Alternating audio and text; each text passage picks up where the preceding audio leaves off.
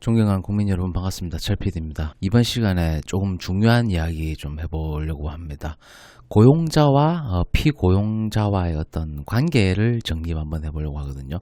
어떤 인문학적으로 그리고 수학적으로 효율의 차원과 어떤 이익의 차원, 도덕과 윤리를 완전히 차치하겠습니다.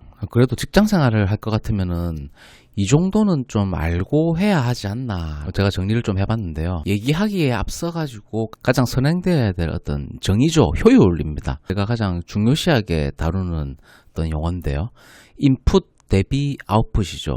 내 들어간 입력분의 출력을 효율이라고 합니다. 자, 그런데 이 효율을 정의하는 방법에 대해서는 이제 각각 입장이 다 다르기 때문에 다 다른 거죠. 여러분들을 고용하고 있는 즉 사장, 그 회사의 주인이죠. 과점주주, 법인의 대표이사, 의사결정권자의 입장에서 그 효율은 뭘 의미하느냐.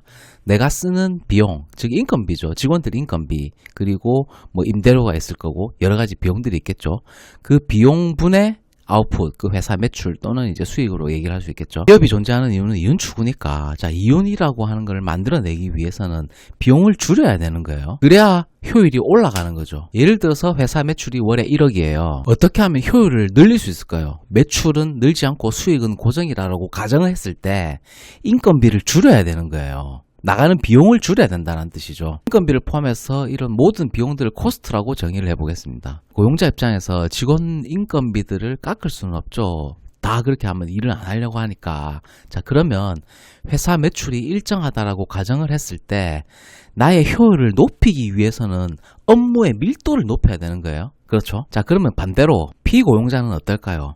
피고용자의 인풋 대비 아웃풋을 효율이라고 하죠. 이 인풋의 요소는 고용자의 요소와 다른 거죠. 피고용자의 인풋, 즉 입력 측은 내 시간과 노력입니다. 그리고 월급은 내가 회사로부터 받는 아웃풋, 급여가 되겠죠. 내가 회사에 가서 일을 함으로써 받는 결과물들은 월급이죠. 자, 그러면은 보너스를 받든 성과급을 받든 이런 것들은 좀 차치하고 월급에는 보편적으로 고정돼 있어요. 자, 그러면 나의 효율을 높이기 위해서는 내 시간과 노력을 줄여야 되는 거죠. 근데 문제는 내 시간은 줄일 수가 없어. 왜? 9시에 출근하고 6시에 퇴근한다고 가정을 해봅시다. 어찌됐든지 간에 그 시간은 묶여 있어야 되는 거예요. 자, 그러면은 이 피고용자가 효율을 높이기 위해서는 내 시간은 움직일 수가 없으니까 내 노력을 줄이는 수밖에 없죠. 그렇게 해야지만 이 피고용자의 효율이 높아지는 겁니다. 오늘 중요한 얘기 할 거니까 영상 끝까지 보세요. 그러면 이 고용자와 피고용자의 관계를 좀 정립하기 이전에 하나의 예를 들어보겠습니다. 선생과 학생의 관계를 예를 들어볼 건데, 두 사람의 목표는 하나로 일정합니다. 학생이 공부를 잘하는 것이 선생의 목표가 되죠. 그리고 학생 또한 내가 공부를 잘하는 것이 목표가 되는 거죠. 이 두 사람의 관계는 하나의 목적성으로 지향하고 있고 그 목표가 동일하다는 점이 다른 거예요. 다시 말해서 학생이 공부를 못하고 학업 성취도가 떨어지면 그건 학생의 패배이기도 하지만 선생의 패배이기도 한 거예요. 왜? 학생이 공부를 못하면 선생의 레퓨테이션이 떨어지는 거거든요. 그러면 누가 그 선생한테 배우려고 하겠어요? 반대로 A라는 선생이 가르친 학생들이 스카이 대학을 많이 갔어요. 자, 그러면은 그 선생의 레퓨테이션, 즉 명성이 올라가게 되고 그건 학생들의 성취가 높은 학생들의 성공이기도 하지만 선생의 성공이기도 한 거죠.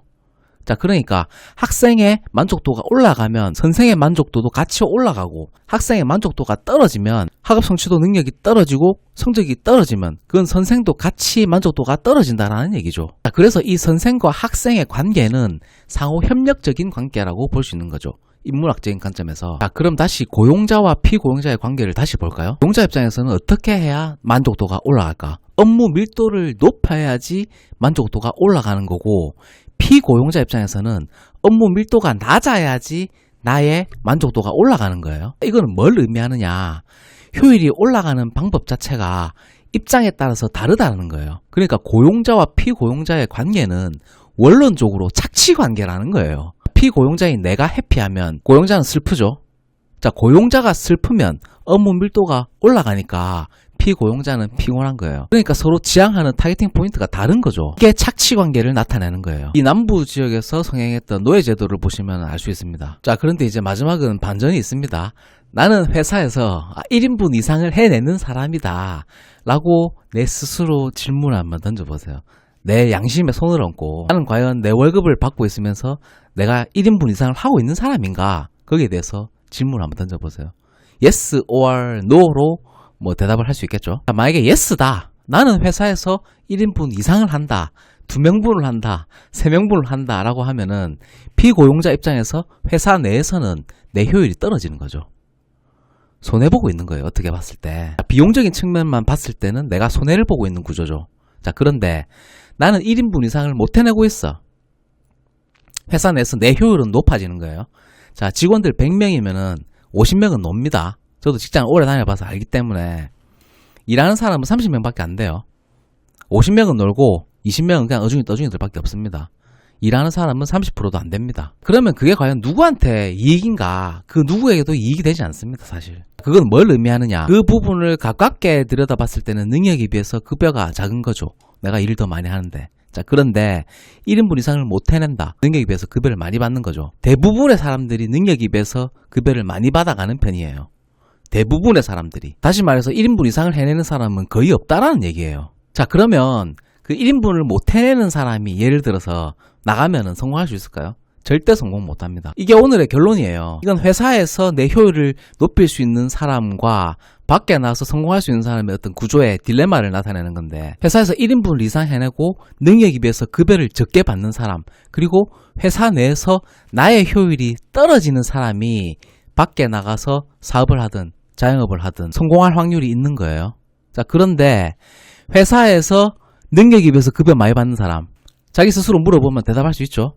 회사 내에서 효율이 높은 사람, 나가면 바로 망합니다. 사실 이번 시간에 제가 말씀드린 이 내용은 수준이 굉장히 높습니다. 내가 앞으로 어떻게 살아야 되느냐, 고용자로서의 나의 태도, 그리고 내가 밖에 나갔을 때 어떤 행동 양식을 가져야 하는지, 어떤 사고방식을 가져야 하는지, 그런 것들에 대한 내용입니다. 이해가 잘 되지 않는다면 영상을 한 여러 번 정도 돌려보시길 바랍니다.